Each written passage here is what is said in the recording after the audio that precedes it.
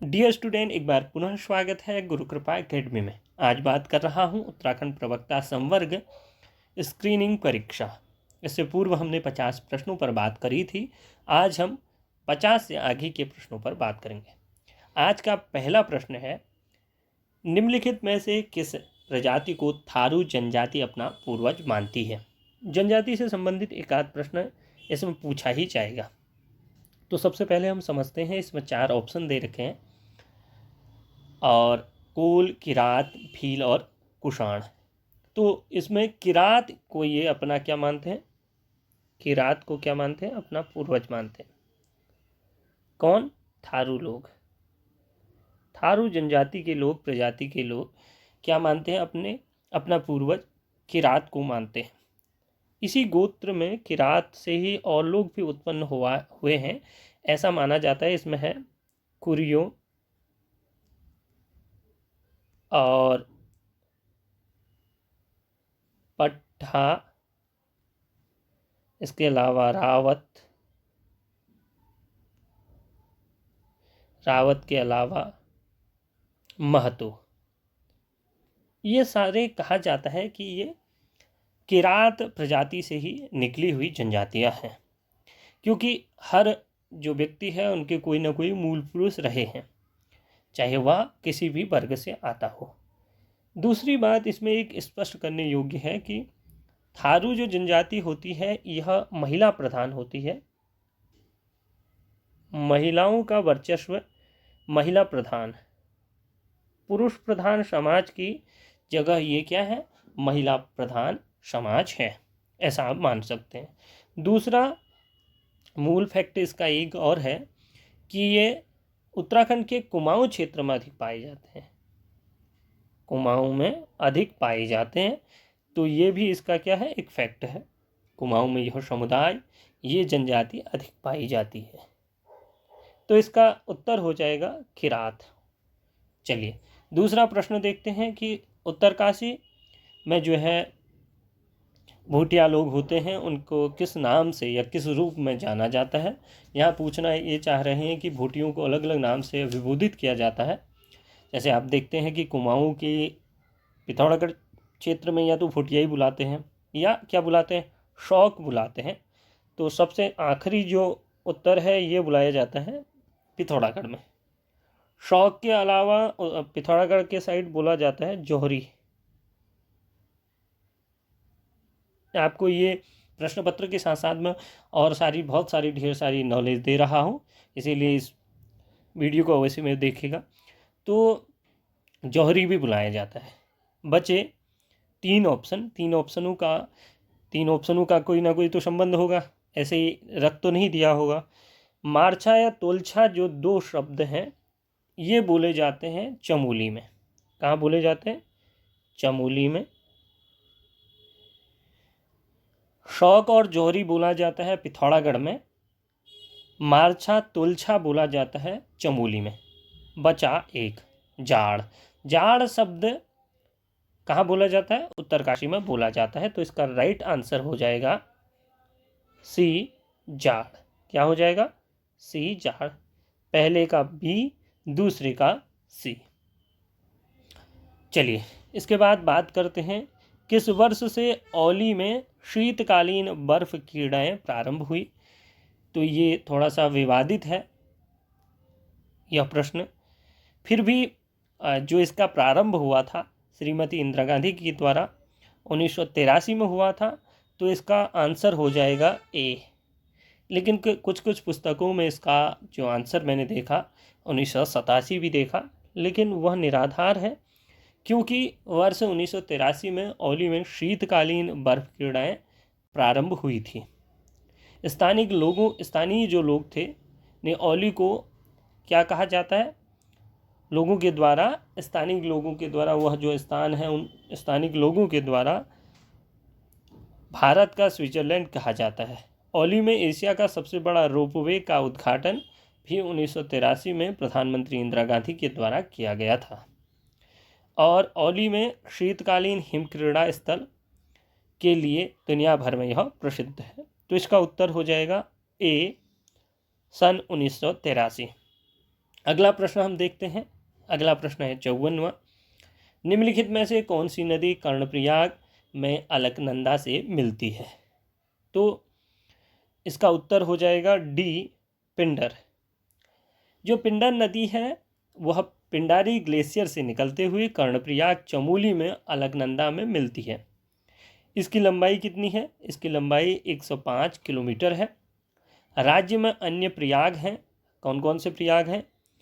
एक प्रयाग है विष्णु प्रयाग, इसको मैं लिख देता हूँ। एक है विष्णु प्रयाग। विष्णु प्रयाग जो है चमोली में है। अलकनंदा व विष्णु गंगा मिलती है। इसमें कौन सी नदियाँ मिलती हैं? दो, अलकनंदा व विष्णु गंगा। दूसरा प्रयाग है नंद प्रयाग, जो ये भी चमोली में ही है। इसमें अलकनंदा और नंदाकिनी मिलती है। और जो अगला प्रयाग है वह है रुद्रप्रयाग। इसमें अलकनंदा और मंदाकिनी मिलती है। अगला जो प्रयाग है वो देवप्रयाग है। इसमें कौन मिलता है? देवप्रयाग में अलकनंदा भागीरथी मिलती है। तो इसलिए आपको और जो ऑप्शन हैं उनके भी आपको आंसर प्राप्त हो गए होंगे। चलिए अगला जो 55वां प्रश्न है उस पर हम देखते हैं। निम्नलिखित में से किस जिले में धौलीगंगा विद्युत परियोजना स्थित है? 55वां प्रश्न है, तो इसका उत्तर हो जाएगा बी, पिथौरागढ़ में। पिथौरागढ़ जिले में धौलीगंगा विद्युत परियोजना स्थित है। राष्ट्रीय जल विद्युत निगम के द्वारा पिथौरागढ़ में धारचूला से 26 किलोमीटर दूर छिरकला गांव के पास धौलीगंगा नदी पर जो है 250 मेगावाट की धौलीगंगा जल विद्युत परियोजना निर्मित की गई है। इसमें 70 मेगावाट की 4 फ्रांसीसी टर्बाइन लगाई गई हैं। टिहरी जिले में बालगंगा व कोटली मेला परियोजना स्थित है। चमोली में विरही गंगा डरगम अलकनंदा परियोजना स्थित है। इसके अलावा रुद्रप्रयाग में फाटा व्यू कालीगंगा गौरीकुंड व मंदाकिनी परियोजना स्थित है। तो ये भी जो और इसमें दे रखे हैं उनके भी हमने उत्तर दे दिए।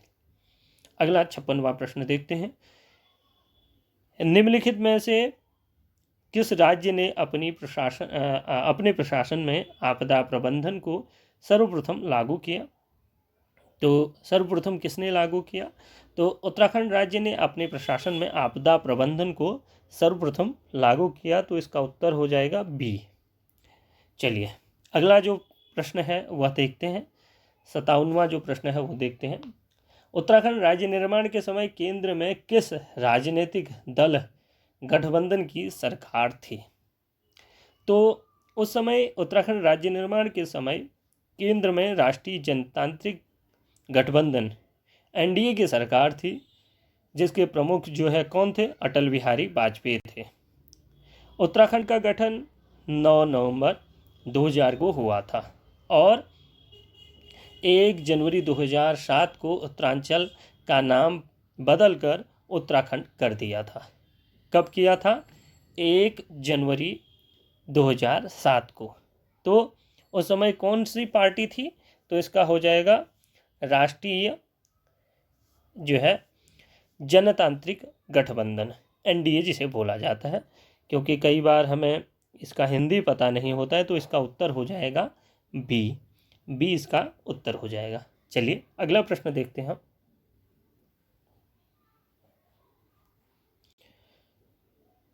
इसी श्रृंखला में, इसी क्रम में अगला है 58वां प्रश्न। 58वां प्रश्न है, उत्तराखंड में प्रथम कुली एजेंसी का संस्थापक कौन था? कुली एजेंसी में पढ़ा चुका हूँ। अगर आपने वीडियो नहीं देखी तो अवश्य में देखिएगा, क्योंकि वह इम्पोर्टेंट है। तो इसका उत्तर हो जाएगा बी, ठाकुर जोधा सिंह। ठाकुर जोधा सिंह ने इसकी स्थापना की। उत्तराखंड में प्रथम कुली एजेंसी ठाकुर जोधा सिंह के द्वारा बनाई गई थी, जबकि कुली एजेंसी का सर्वप्रथम विचार गिरिजा दत्त नैथानी के मन में आया था। जो इसमें मतलब इसमें तो केवल और केवल इस एजेंसी से संबंधित ठाकुर जोधा सिंह ही हैं। चलिए अगला प्रश्न देखते हैं। अगला प्रश्न है 59 59वां। उत्तराखंड की किस महिला को बैडमिंटन की क्वीन कहा जाता है, अर्थात रानी कहा जाता है, के नाम से जाना जाता है? तो यह उत्तर हो जाएगा बी, मधुमिता बिष्ट। मधुमिता बिष्ट को बैडमिंटन क्वीन के नाम से जाना जाता है। मधुमिता बिष्ट ने 8 बार राष्ट्रीय एकल चैंपियनशिप, 9 बार युगल विजेता और 12 मिश्रित युगल चैंपियनशिप जो है जीती है। वर्ष 1982 में इन्हें अर्जुन पुरस्कार, 2006 में पद्मश्री पुरस्कार से सम्मानित किया जा चुका है। चलिए अगला प्रश्न देखते हैं। 60वां प्रश्न है, उत्तराखंड में कुल जोत क्षेत्र है, तो इसका उत्तर हो जाएगा सी इसका उत्तर हो जाएगा। लेकिन इसमें भी 2 कन्फ्यूजन है कि कई लोग इसे ए मानते हैं, कई लोग सी मानते हैं, लेकिन जो मैंने अधिकतम पुस्तकों में देखा वह ए देखा। तो 7,86,571 हेक्टेयर होगा, क्योंकि पुस्तकों में अलग अलग प्रकार से इतनी प्रमाणित पुस्तकें उत्तराखंड के को पढ़ने के लिए, समझने के लिए हैं नहीं। 2-4 पुस्तकों को छोड़कर उसमें भी प्रमाणित नहीं है, बस एक दूसरे को देख करके छापे जा रहे हैं। चलिए अगला हम प्रश्न देखते हैं। 61 निम्नलिखित में से कौन सा दर्रा पिथौरागढ़ और तिब्बत को जोड़ता है? 61वां प्रश्न है, तो इसका उत्तर हो जाएगा ए, लिपुलेख दर्रा। क्या हो जाएगा? ए, लिपुलेख दर्रा पिथौरागढ़ और तिब्बत को जोड़ता है। इसी से होकर मानसरोवर जो है धर्मार्थी गुजरते हैं, मानसरोवर। और इसके अलावा जो चमोली और तिब्बत को जोड़ता है वह है किंगरी बिंगरी दर्रा। ये कहाँ कहाँ को जोड़ता है? चमोली और तिब्बत को जोड़ता है। और चमोली और पिथौरागढ़ को जोड़ता है वह है बाराहुती दर्रा। उत्तरकाशी और तिब्बत को जोड़ता है वह है थागला दर्रा। तो ये आपको पता होना चाहिए, क्योंकि ये थागला इत्यादि दे रखे हैं, तो आपको पता होना चाहिए कि ये कहाँ कहाँ को जोड़ते हैं। सबसे पहले मैं लिख रहा हूँ लिपुलेख जो दर्रा है ये पिथौरागढ़ प्लस तिब्बत, ये नोट कर लीजिएगा, पिथौरागढ़ और तिब्बत को जोड़ता है। दूसरा है किंगरी बिंगरी दर्रा, यह जोड़ता है चमोली और पिथौरागढ़ को, क्षमा करें, चमोली और तिब्बत को। तीसरा जो है बाराहुती है, यह चमोली और पिथौरागढ़ को जोड़ता है। चौथा है थांगला दर्रा जो उत्तरकाशी और तिब्बत को जोड़ता है। अवश्य में एक ना एक प्रश्न आपको इससे पूछा जाएगा, ये आप मान के चलें। चलिए 62 जो प्रश्न है उसको हम फिर से देखते हैं। 62 प्रश्न को देखते हैं। कत्यूरियों ने किस स्थान पर अपनी प्रथम राजधानी स्थापित की?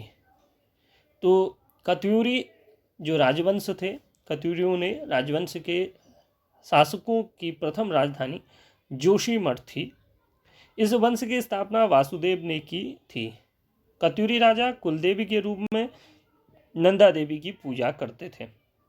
इसका उत्तर हो जाएगा बी, जोशीमठ। और इनकी अगर कुलदेवी पूछा जाए तो नंदा देवी इनकी कुलदेवी थी। अगला प्रश्न 63 निम्नलिखित में से कुमेलित विकल्प को चुनिए। कुमेलित अर्थात गलत। तो 63 जो प्रश्न है इसका जो उत्तर हो जाएगा वो हो जाएगा सी, जगतचंद। इसका क्या उत्तर हो जाएगा? सी, जगतचंद। और सारे इसके जो वो हैं वो सही हैं, यह कालक्रम गलत है। इनका जो सही कालक्रम है वह लिख लीजिए, यह है 1708 से 1720। यहाँ क्या दे रखा है? 1730। तो इसीलिए यह कालखंड इनका था, यह भी आपको पता होना चाहिए सही कालखंड क्या था। चलिए अगला प्रश्न हम देखते हैं। अगला प्रश्न 64 प्रश्न है। यह है किस सन में नेपाल के गोरखाओं ने कुमाऊं पर आक्रमण कर उसे अपने अधीन कर लिया था। तो यह इसका उत्तर होगा ए इसका उत्तर होगा 1790 ईस्वी में नेपाल के गोरखाओं ने कुमाऊं पर आक्रमण कर उसे अपने अधीन कर लिया था। गोरखा मूल रूप से नेपाल के जो है क्या है, लड़ाकू एवं साहसी लोग थे। उन्होंने कुमाऊं के चंद्र शासकों की राजनीतिक जो गुटबाजी थी उसका लाभ उठाकर उन पर कब्जा कर लिया। कुमाऊं पर गोरखाओं ने 1790 से लेकर के 1815 तक शासन किया। 1790 से लेकर के 1800 कब तक किया, 15 तक शासन किया। चलिए अगला प्रश्न हम देखते हैं अगली स्लाइड में। अगला प्रश्न है कि काटेश्वर बांध की विद्युत उत्पादन क्षमता कितनी है। जो इसका उत्तर हो जाएगा डी 400 मेगावाट।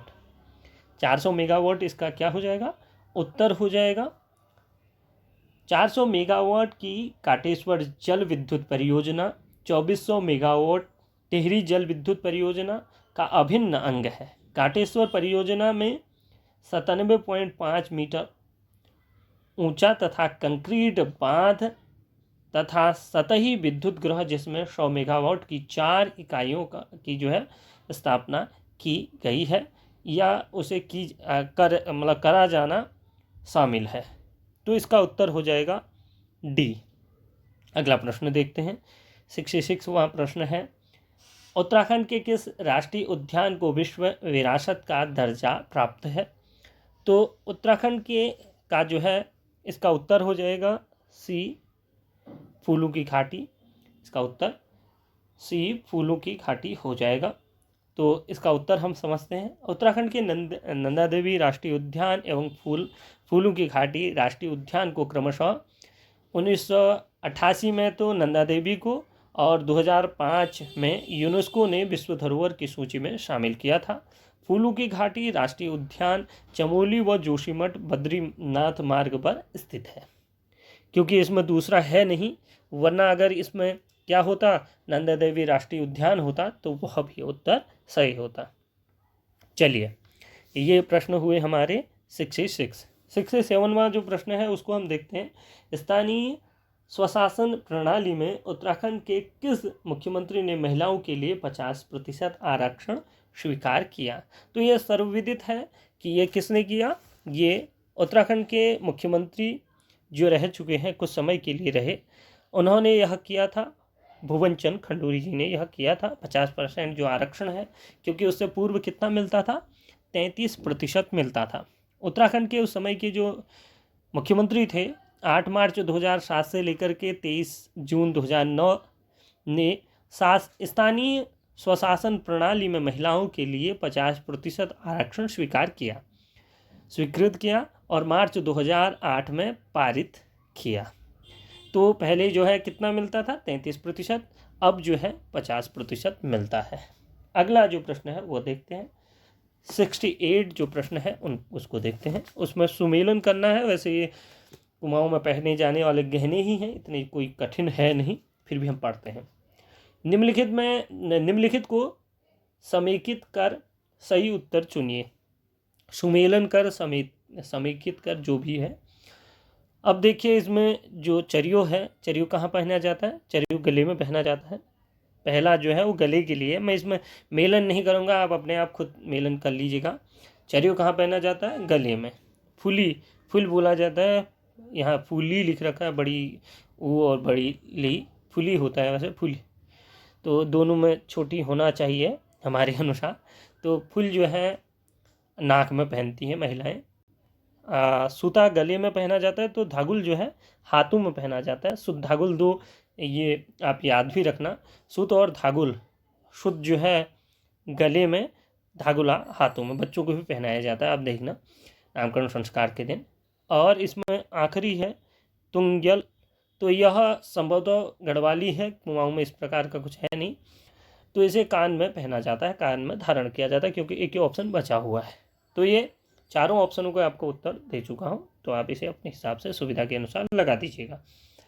अगला जो प्रश्न है 69, वह है गढ़वाल एंसेंट एंड मॉडर्न पुस्तक के लेखक कौन है।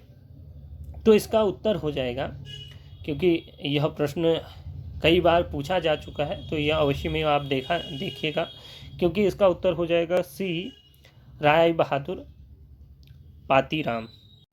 उत्तराखंड के किस स्थान में सबसे अधिक एकीकृत औद्योगिक संस्थान की इकाइयाँ हैं। तो उत्तर हो जाएगा हरिद्वार। और हैं कितनी, तो 686। पंतनगर में कितनी हैं आपसे पूछा जाए, तो पंतनगर में मात्र 511 संस्थान हैं। देहरादून में सबसे कम है, कितने हैं, 35 और उधम सिंह नगर सितारगंज में है 339। तो ये भी आपसे प्रश्न पूछा जा सकता है। सबसे अधिक इकाइयां हैं हरिद्वार में 686। आज के लिए बस इतना ही। आपने वीडियो देखा इसके लिए धन्यवाद। फिर मिलूंगा अगली वीडियो में अगले विषय के साथ।